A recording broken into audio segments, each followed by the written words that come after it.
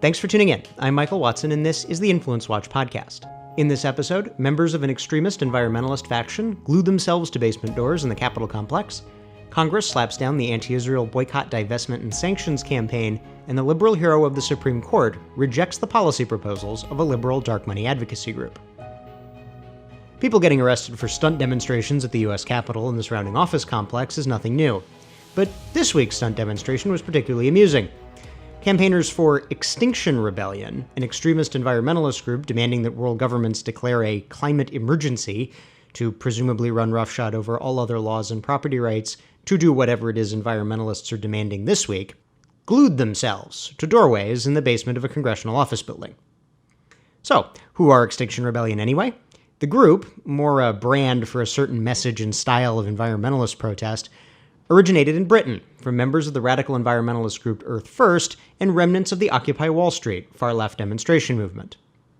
Extinction Rebellion in Britain waged an 11-day campaign of disorder against London in April, with demonstrators blocking traffic and gluing themselves to the official residence of the British Prime Minister. Similar demonstrations in France resulted in police clearing demonstrators and restoring public order. The group has made open threats against public safety. British Extinction Rebellion activists threatened to fly drones in the vicinity of London Heathrow Airport, which could potentially endanger the safety of commercial aircraft. Airport officials warned that drone flights, quote, could endanger the lives of the traveling public and our colleagues, and police warned that participants could face up to life imprisonment if they did it. Meanwhile, in the Capitol complex basement, things were far less dramatic. A Washington Free Beacon reporter wrote that demonstrators did their gluing, the police came and unglued them, and the cops put 13 demonstrators under arrest, away from the cameras. He quoted an Extinction Rebellion demonstrator calling the event anticlimactic. CNN called it a divisive vote, but the roll call shows that few things in Washington are as uncontroversial as condemning the boycott, divestment, and sanctions campaign, better known by the acronym BDS, targeting Israel.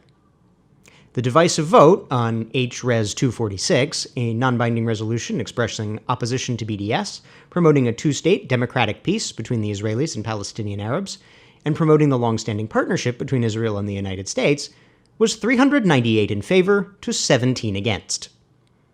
While some opponents asserted that the resolution somehow infringed on the right of people to carry out private boycotts, it did not. It was a non-binding vote expressing the sentiments of members of Congress, the vast majority of whom, regardless of party, supported not breaking relations with one of the United States' staunchest allies. BDS has been around in some form or another since at least the early 2000s, with the key moment being the Non-Governmental Organization Forum at a 2001 UN conference in Durban, South Africa, that concluded that Israel was committing genocide and apartheid against Palestinians.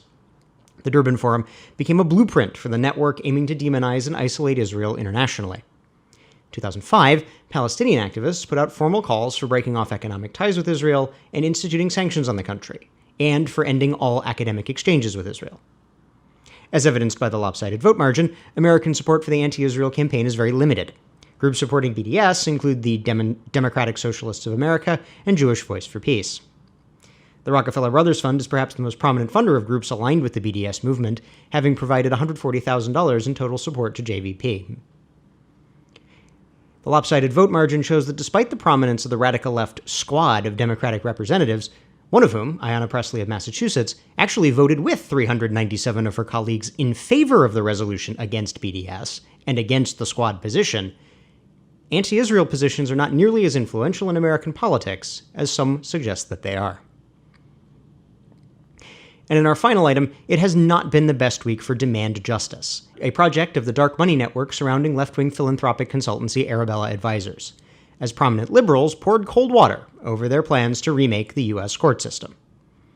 In addition to demanding that Democratic senators vote against all Republican-appointed judges at the appellate level, Demand Justice has expressed support for packing the Supreme Court, increasing the number of justices, presumably to ensure a liberal majority, and term-limiting federal judges, a proposal that flies in the face of constitutional language dictating that judges under Article 3 serve, quote, during good behavior, which has been interpreted since the founding of the Republic to mean for life, unless they're impeached. Needless to say, those positions are radical departures from established constitutional norms.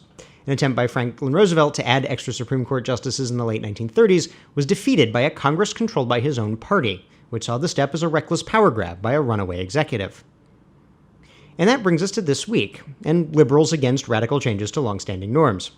First out of the gate was former Vice President Joe Biden, who told Iowans that he did not support term limits for the Supreme Court, for the understandable reason that it would require a constitutional amendment, one that would have no prospects of enactment. That earned him a rebuke from Demand Justice, which asserted on Twitter that, quote, many scholars disagree. But surely it was the second famous liberal to rebuke Demand Justice's radical policies that stung more fiercely.